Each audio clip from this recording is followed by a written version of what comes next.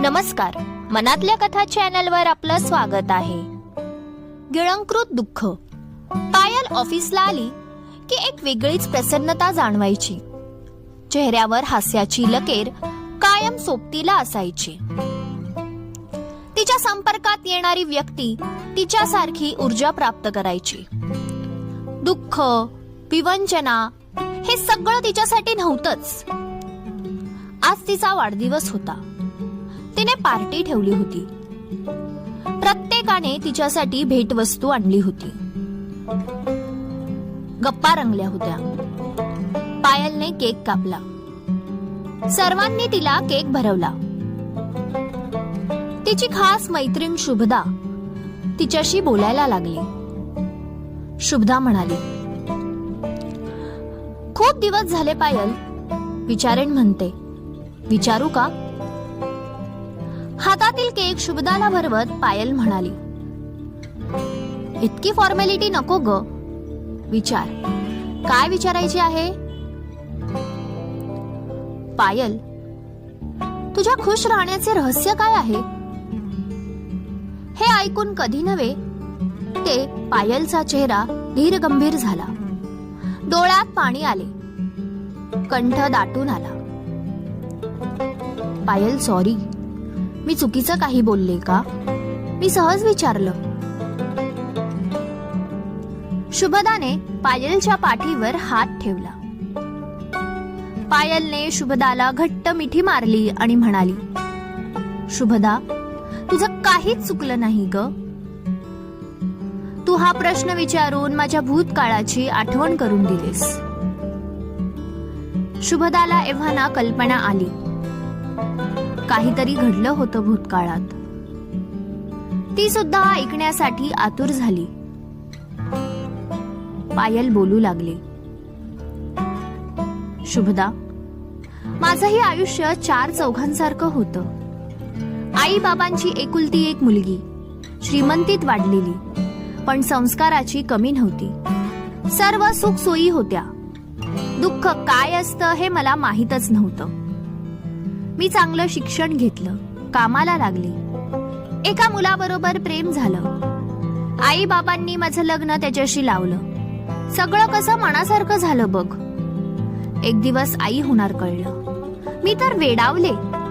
खूप खुश झाले. हा आनंद जास्त वेळ टिकला नाही. कारण त्याच वेळेस मला समजले, माझ्या नवऱ्याचे परस्त्रीशी संबंध आहेत. खूप कोलमडून गेले. मानसिकरित्या खचले. पायलच्या डोळ्यात अश्रूंनी रतीब लावला होता. ती पुढे बोलू लागली, ज्या व्यक्तीचे मूल पोटात वाढत आहे, त्याचं लफडं सुरू आहे, हे बायकोला कळल्यावर किती वेदना होतात हे माझी मलाच माहीत. असं वाटत होतं संपवून टाकावं सारं, सरळ जीव द्यावा. सगळा खेळ खल्लास. मी किचन मध्ये गेले आणि सुरी घेतली. हातावर सुरी फिरवणार तोच माझ्यातील आई जागी झाली आणि म्हणाली, काय करते आहे पायल? त्याच्या चुकीची शिक्षा तुला आणि बाळाला का? बरोबरच होतं ना.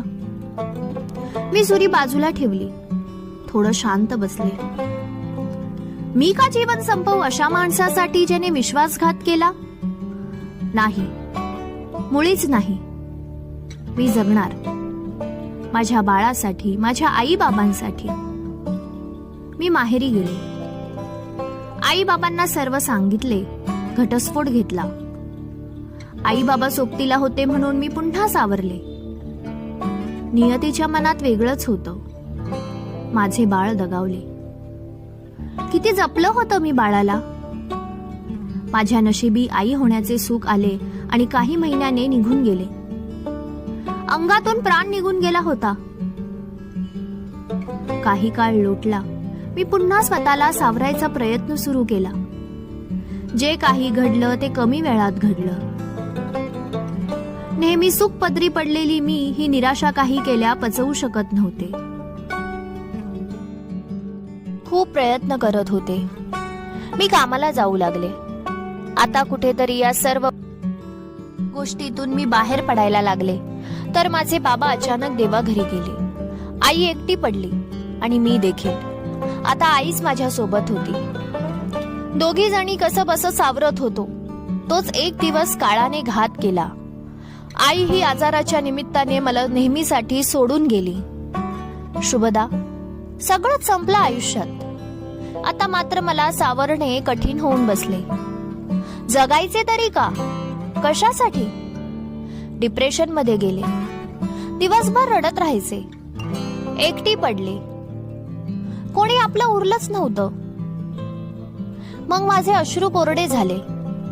नियतीने मला आयुष्याची काळी बाजू दाखवली. पण मग मी निश्चय केला, बास आता रडणे. आता नाही अश्रू गाळणार. मी खुश राहणार, आनंदित राहणार. ह्या दुःखात माणूस जगणं विसरतो. मी आता दुःखाला कवटाळून बसणार नाही, बिलकुल नाही. रोज मनाला सूचना देत राहिले, पायल, तुला खुश राहायचं आहे आणि इतरांना देखील खुश, आनंदी ठेवायचं. शुभदा हे सर्व ऐकून चाट पडली. आज तिला कळलं होतं पायलच्या सुखाचे रहस्य, जे दुःखाच्या पाऊल वाटा तुडवत आले होते. पायलला कोणीतरी हाक मारली. पायल निघून गेली. शुभदा दुरूनच पाहत होती ते दुःख जे पायलने आधीच हसऱ्या चेहऱ्यापाठी गिळंकृत केले होते. समाप्त. कथालेखन आणि अभिवाचन अश्विनी कुणाल ओगले. श्रोते हो, जर तुम्हाला आजचा व्हिडिओ आवडला असेल तर जरूर लाईक आणि कमेंट करा. आणि तुम्ही चॅनलला सबस्क्राईब केलं नसेल तर जरूर करा. लवकरच भेटू नवीन कथेसह. धन्यवाद.